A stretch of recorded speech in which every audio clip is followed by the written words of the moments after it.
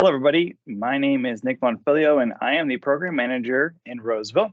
Thank you for joining us today for this presentation for the Healthy Holidays Challenge. Today's topic is going to be fitting in fitness exercise options for busy people. So on our agenda today, we're going to be talking about the wonderful benefits of physical activity, recognizing roadblocks and how to move past them, and just some general tips you can input into your own routine. As always, the information presented today is intended for educational purposes only and should not be interpreted as medical advice. So in order to find a way to get something done, we have to feel that it's important. Otherwise, it's going to be at the drop to the bottom of our to-do list. The reality is our bodies need to move, and with that, our quality of life greatly improves when we find ways to do it regularly. Studies confirm that people who lead an active lifestyle are less likely to experience major illnesses or die early. In addition, many people's jobs keep them sitting for most of the day, so it's even more important to factor in these planned activities. Being physically active is one of the best things you can do for your overall health.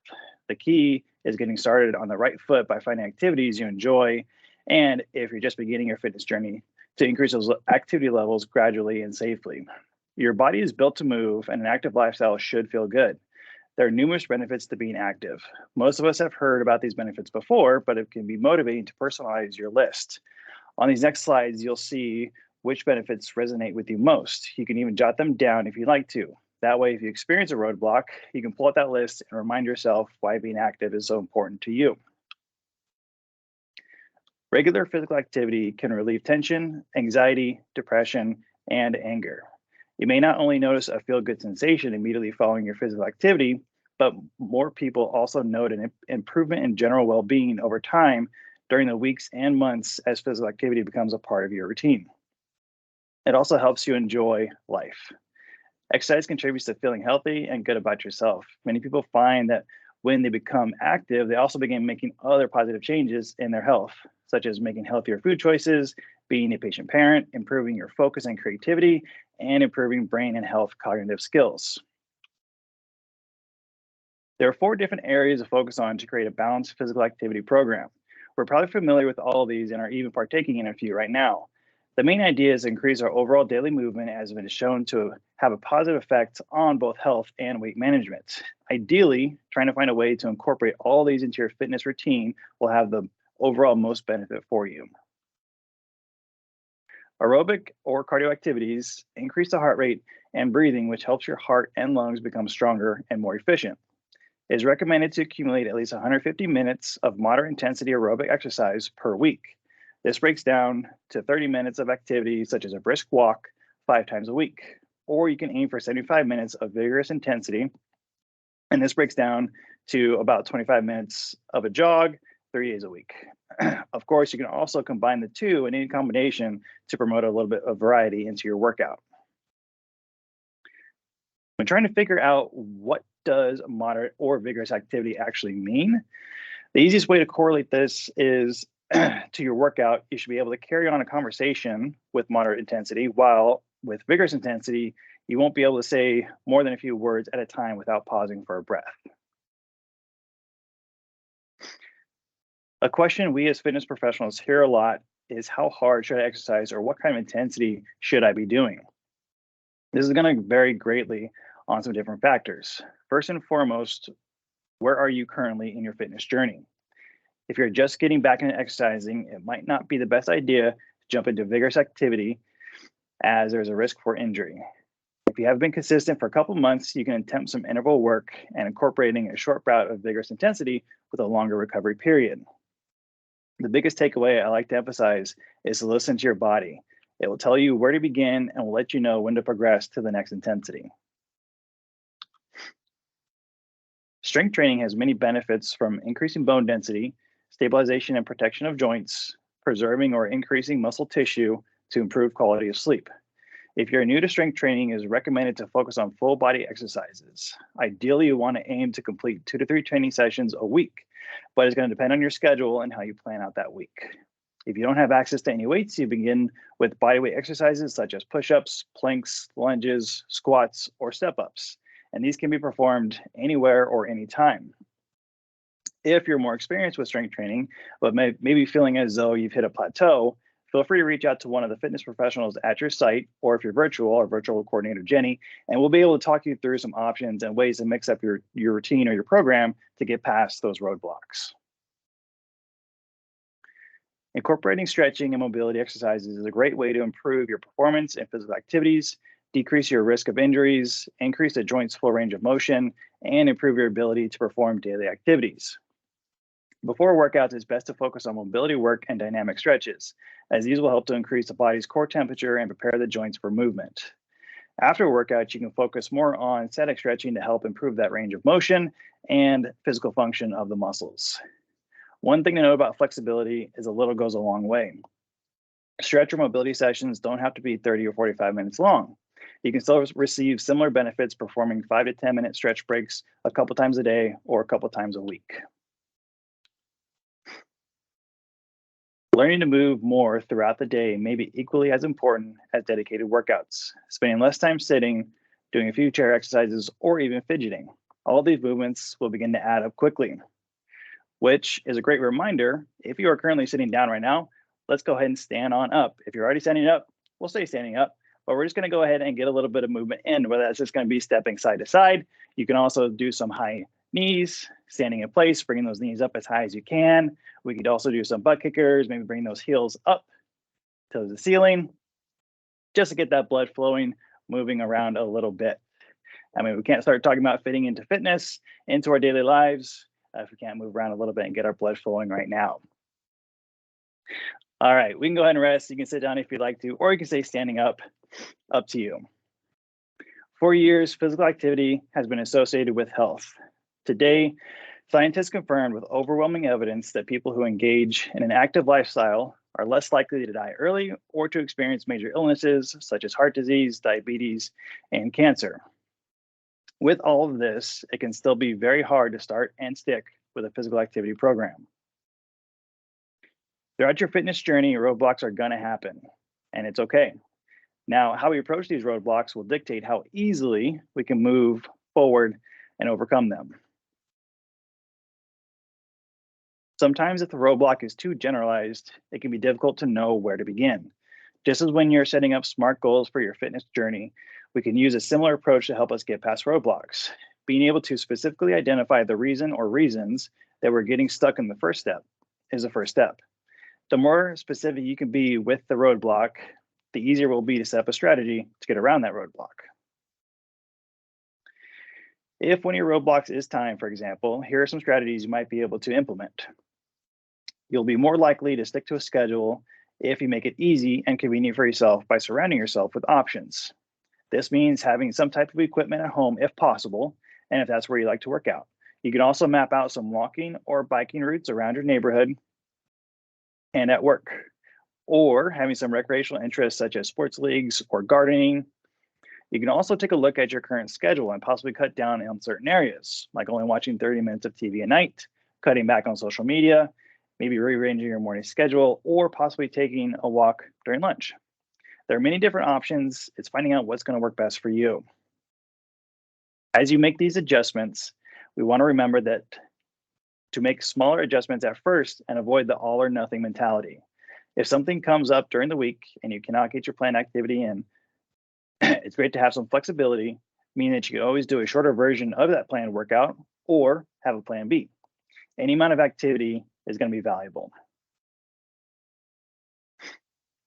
Now, there are going to be days when you just flat out don't feel like exercising. And again, it's okay. On these days, planning and preparation play a huge role. If things are already set up and laid out for you, it makes it that much easier to start. If it possibly fits in your schedule, you can plan on being active during the weekends. Also, to assist with some motivation, you can set up short and long-term goals, and that can help you stay on track. We've talked about exercise roadblocks and how to navigate around them, but we don't want to spend too much time thinking about the roadblocks themselves. Rather, we should focus on the positive aspect. For example, you can start changing your mental dialogue from "I don't have time to exercise" to "Exercise provides me some one-on-one time with myself to relax. It gives me a mental break from my hectic day, and I know it's going to help me feel great afterwards." When you focus on the positive change you want to see in yourself, you'll begin to change the way you think about exercise, and the positive results will follow. There are many different ways we can approach the roadblocks and begin to fit fitness into our daily routines. It's all about what's going to work best for you. Over these next couple slides are some examples of fitting in that fitness. I'm not going to talk through each one, but maybe there's going to be one here that catches your eye. Feel free to jot that down. Feel free to jot down any that might be applicable to you. Chores are one of the things I have the hardest time finding energy for. However, being able to put a positive spin on it makes it a little less daunting, knowing that I'm burning some calories while also getting my house in order. I also really enjoy multitasking while cooking as well. Instead of doing the squats or lunges, as it says, I choose to do some stretches during that time, but both are great options if you choose to do so. Here are some more tips that involve a little bit of walking. So you can park a little bit further away from your destination of wherever you're trying to go. You can start a walking club, whether that's going to be in your neighborhood or maybe at work. You can choose to walk a pet or a dog. I know that my wife and I recently adopted a dog, and so my phone has let me know that I've increased my daily steps average over the last couple of weeks, which has been fantastic. And I will admit on here, the only tip that I will probably not follow is unloading grocery bags from the car, one bag at a time. For some reason, I find it personal pride in being able to grab all the bags in one trip, no matter how many of them there are. However, I do not recommend this for everyone. It's just my competitive nature coming out. So, but again, there's also many other things about going to the park, doing some step ups on the bench. There are many, many, many different activities that you can do. And lastly, if you do have kids, here are a couple ideas as well. If you have younger children, you can grab a jogging stroller, take them on walks with you. If you have older children, you can get them some form of scooter, maybe a bike, have them come along with you on your jogs or your walks. So to begin to wrap things up, as mentioned earlier, if you are in the beginning stages of your fitness journey, always be sure to start out slowly. Talk to your doctor to get some recommendations on where to begin. And don't feel as though you need to progress super quickly. It's more beneficial to ease into it, allow your body to become adjusted, and build the consistency of your fitness routine. Before we jump into the discussion portion of today, I am going to be giving you today's letter for the raffle. So make sure you have a pen and paper ready. The letters for today are Y and L. So go ahead and make sure you write those down. Again, they are Y and L. So moving into our discussion, thinking about what was discussed today, what is one thing you can commit to doing to increase your physical activity? Feel free, if you want to come off mute. You can throw them in the chat box if you'd like to. Also, if you have any questions regarding what was discussed today or just in general about your fitness, feel free to ask away. Again, feel free to come off of mute or throw it into the chat box.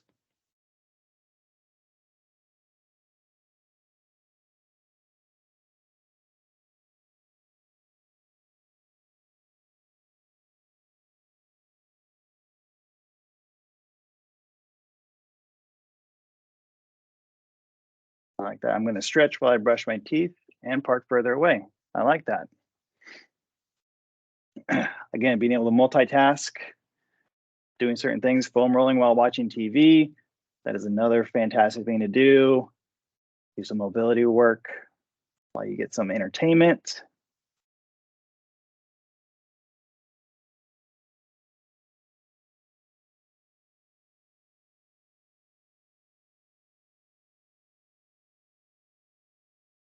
I like that. Taking longer walks with the dog. I like that, being able to lengthen out that time that you're walking with them, getting some more fresh air. Fit in shorter workouts when the time is tight. Yes, knowing that 5 to 15 minutes is okay and you're still getting something in is fantastic. See another stretch while watching TV and cooking. Stand more often at desk and add some movement in. I like that. Yes. Great. Let's see, if I'm going to be on the phone in the morning, it'll be while getting some walking in.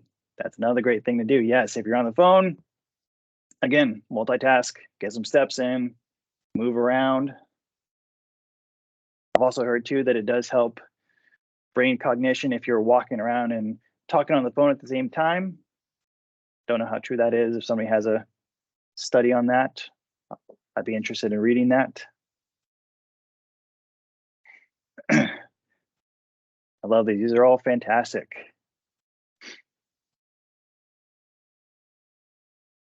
Does anybody have any questions on any kind of roadblocks? If you have a roadblock that you've encountered that you're not sure how to tackle.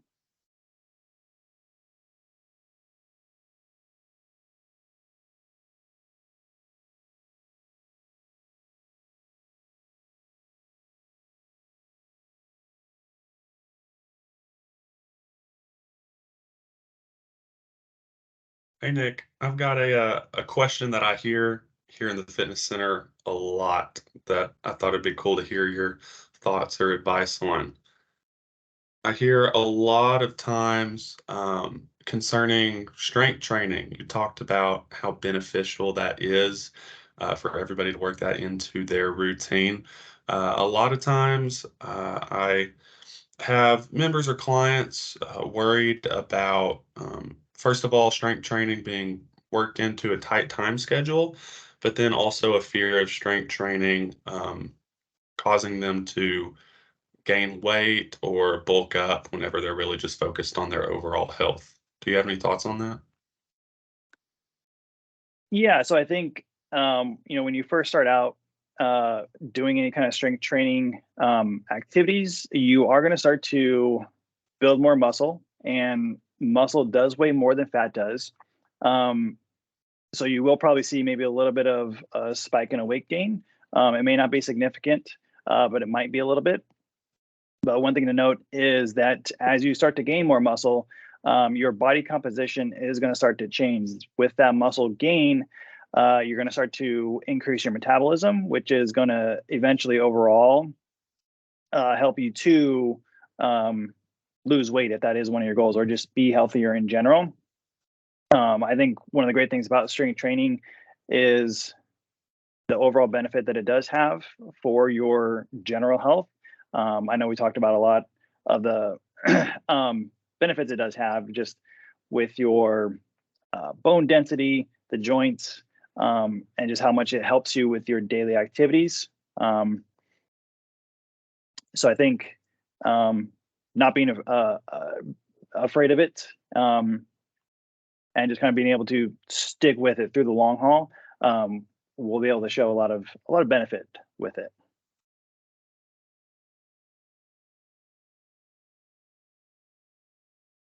Yeah, it's a great question.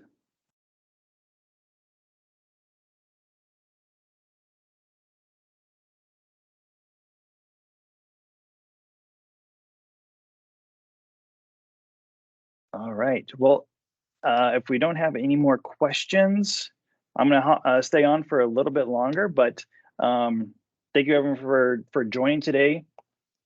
I hope you were able to take something positive away from the presentation. And if you have any other questions, please reach out and let us know. Thank you so much, everyone. Thank you. You're welcome.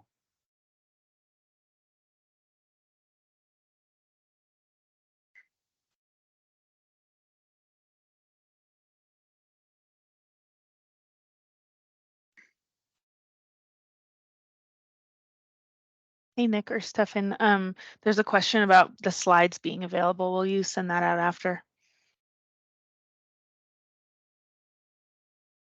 Yes. Perfect, thanks.